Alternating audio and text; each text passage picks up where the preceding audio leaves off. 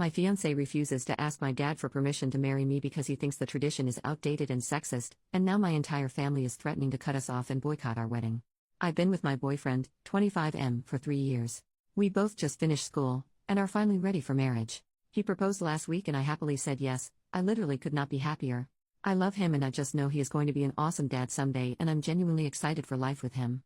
But my boyfriend is very new school and my dad is kind of old school. My dad, 48M, was beyond mad that my boyfriend did not ask my dad for my hand before proposing. My dad said he was willing to hear my boyfriend's apology if my boyfriend formally asks for my hand at a dinner that my dad said he will pay for at the restaurant of my boyfriend's choosing. My dad feels like he is being very accommodating. He will bring my boyfriend's favorite wine to celebrate. I spoke to my boyfriend last night and he just won't budge. He says doesn't believe in that tradition. My boyfriend showed me an article online where a Pakistani woman was stoned to death outside a courthouse because she married a man against her family's wishes. This just happened. My boyfriend, who witnessed his father be abusive and possessive with his mom as a child, has always felt strongly that women are not property. He thinks the tradition of asking for her hand is repulsive. His point is that he's met my whole family and gotten to know them. He says they have always known his intentions and he never made it secret that he was in love with me and wanted to marry me and have children one day. He feels he was done enough to announce his intentions and all of them seem to approve of him. He says that at this point he only needs my approval to marry him and nobody else's. So yesterday my mom told me that my dad, who is not even speaking to me because I won't put my foot down with my boyfriend, is calling the whole family and telling them to not attend my wedding. My mom says that my boyfriend is the one treating me like property by not letting me have a say in his decision to not observe a tradition that my 2 older sisters' husbands observed. I told my mother that I understand where my boyfriend is coming from and that I have decided to do away with the tradition of him asking for my hand. So my mother is obviously mad and said that I should be ready for serious consequences. I asked her what and she would not say. But from talking to my sister, she said that they would blackball us from all family gatherings. My 2 sisters and my mom have told me my boyfriend is being selfish. The wedding is set for August 9th, and now I'm actually worried that nobody in my family will attend my wedding because of this small thing. I don't know what to do. Edit to add, I'm getting some comments about my boyfriend asking for my parents' blessing instead of permission or hand. I just can't see the difference. There might be one, but I don't see it. Is there a big difference? Relevant comments. OP, first I want to say thanks for the congrats and comments. I was just thinking as I read some comments here. One comment said that my parents should not have staged the boycott either way. So maybe the boycott signals something more than just my father wanting to be included in some way. I don't know. I'm now worried that the boycott and calling all my relatives signals more controlling issues that my dad has that I never noticed before. My 2 older sisters had no problems with their wedding because they did everything the way my dad liked. So, I'm scared now that maybe my boyfriend is right, that it's not just a tradition. Commenter, you said my dad feels like he is being very accommodating. But no, both he and your mother are being controlling. And they are attempting to make you choose between your fiancé and them. Choose your fiancé, otherwise you're setting precedent for this type of behavior and interference for the rest of your marriage. OP, this is what I'm afraid of. My fiancé and I don't practice Catholic religion like my family does. So I wonder what will happen when my kids aren't baptized and all that. Commenter number 2, you two need to have a discussion about how the children will be raised religion-wise now, before you have the child. Just advice from someone who learned the hard way. OP, we did. We don't want religion in our children's lives. We decided that education is going to be the focus, and they will make their own minds up about religion once they are educated adults. I grew up Catholic, but I don't want that for my kids.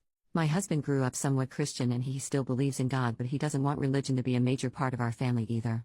We have talked this subject to death. You're right, it's very important. I realize we might change our minds later, who knows? But my family doesn't know about this.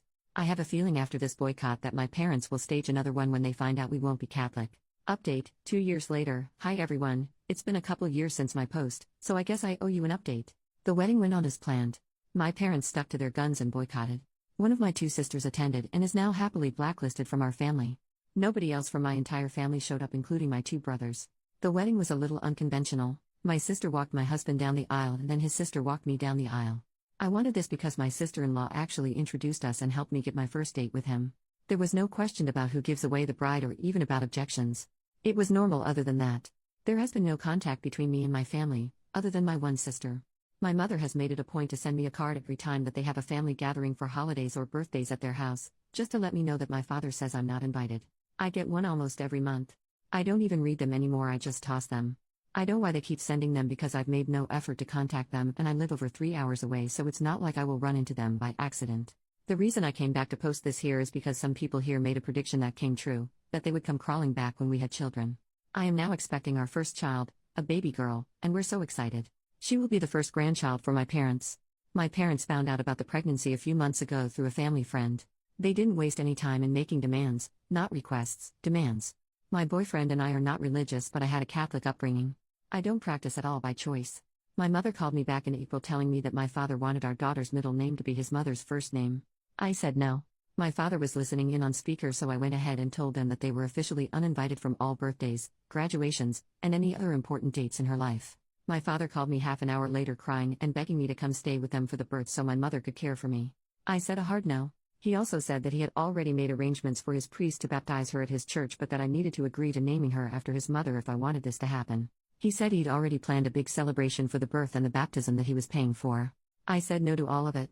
He went from meekly trying to sweet-talk me to raising his voice at me, and I hung up.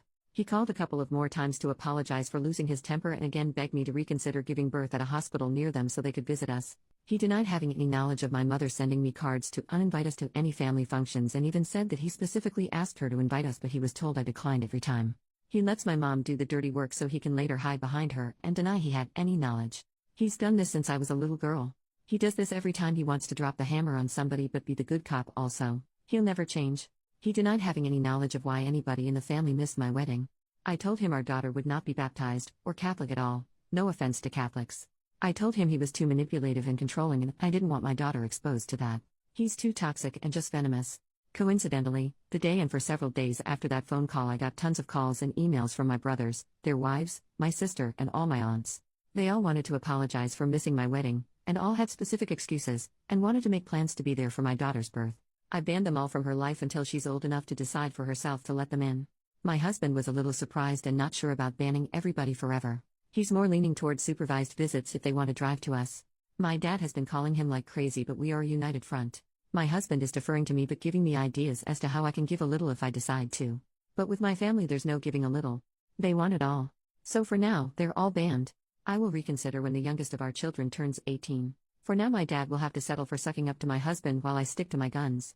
Unlike him, I don't mind owning my decisions even if it means I'm bad cop. I'm not ready to give up a relatively drama-free, stress-free life to allow my dad and all his sheep back into our lives. Relevant comments. Downvoted commenter, he should have just done such a small task and asked, like to make peace, geez, I mean really pushing your family away for such a stupid reason. On their side and yours. OP, but that's the thing.